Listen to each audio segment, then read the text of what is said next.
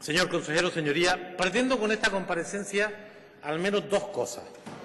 Primero, que hagamos un esfuerzo para compartir los antecedentes que nos han llevado hasta aquí y luego intentar ver las consecuencias que estas decisiones tienen sobre nuestra vida, sobre lo cotidiano. En septiembre del 2011 se toma en las Cortes Generales una decisión que marca el futuro del sector público y su papel en el desarrollo de la convivencia y de la economía, que es la modificación del artículo 135 de la Constitución española. Este hecho, legal pero a hurtadillas, sin debate, sin opinión ciudadana, establece un nuevo precepto, una norma de rango constitucional referido a un tema tan básico y tan variable como la economía. Se consagra conceptos impuestos por la coyuntura, por una visión de la economía en el texto constitucional. Y se eleva a rango constitucional el déficit, la deuda y, escuchen, la preferencia de pago de intereses y deuda pública sobre elementos básicos de la Constitución española, como es el Estado social y de Derecho y la preeminencia de los derechos básicos de la población. Este hecho decisivo y determinante hay que acompañarlo con los acuerdos de estabilidad y el último, el Tratado de Estabilidad, porque miren las palabrejas, Coordinación y Gobernanza de la Unión Económica y Monetaria del 2 de marzo del 2012. Estos dos elementos, decisiones políticas orientadas sobre visiones ideológicas conservadoras, esa es mi visión, modificación de la Constitución y este tratado del 2 de marzo del 2012, llevan al Gobierno de España a aprobar una ley que lo cambia todo. Quien no haya tenido la oportunidad de estudiarla, yo creo que hay que hacer el esfuerzo. La Ley Orgánica 2/2012 del 27 de abril de Estabilidad Presupuestaria y Sostenibilidad Financiera. Un auténtico estado de excepción. Un auténtico estado de excepción orientado sobre la base de los intereses de la minoría, sobre una visión de la crisis interesada y fracasada. Una ley que establece un control en relación al déficit, a la deuda y a la prioridad de pago, que deja al poder político sin margen para intervenir. En el 2020 el déficit estructural será 0%, cargándose todas las teorías económicas que han posibilitado a lo largo de la historia que los gobiernos intervengan razonablemente en la economía, especialmente en los periodos de recesión. Establece un nivel de endeudamiento del 60% del PIB que luego distribuye el Gobierno español como se le antoja, también el déficit. Sinceramente, creo que esa ley marca un antes y un después en el papel del sector público y condicionará absolutamente o limitará de forma absoluta el poder político para ayudar a salir de la crisis y para mejorar las condiciones de los ciudadanos.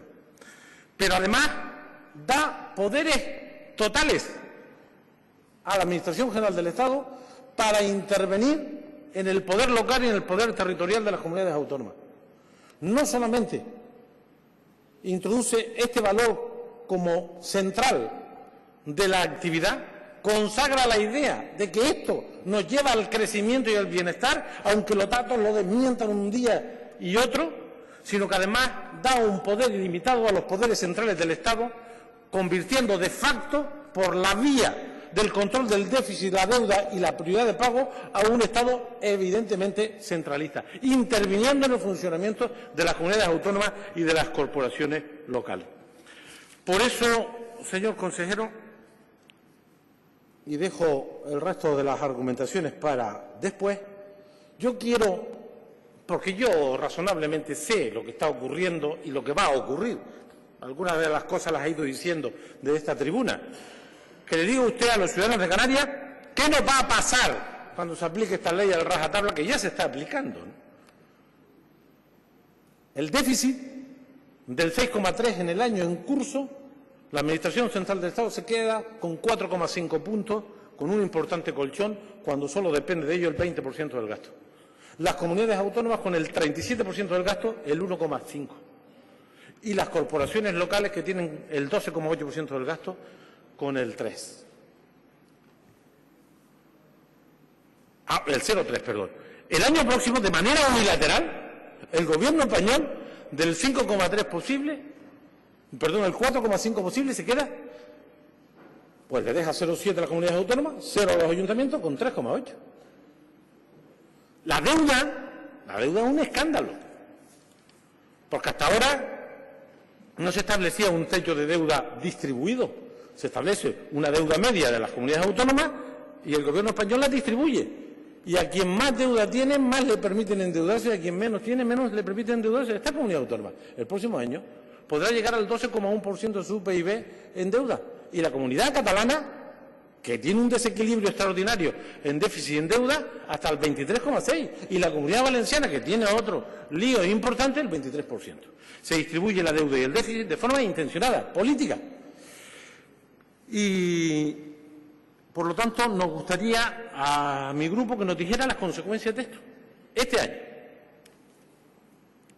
con el cierre de los mercados financieros y el dichoso fondo de liquidez que está por precisar sus consecuencias, ¿qué posibilidades tenemos de resolver los problemas de suficiencia de tesorería con o sin este asunto? Y sobre todo el próximo año, porque hay otra novedad, y es que el techo de gasto se impone también ahora a todo el mundo, a todas las estructuras. Y el próximo año vamos a tener, creo que son 5.769 millones de techo de gasto,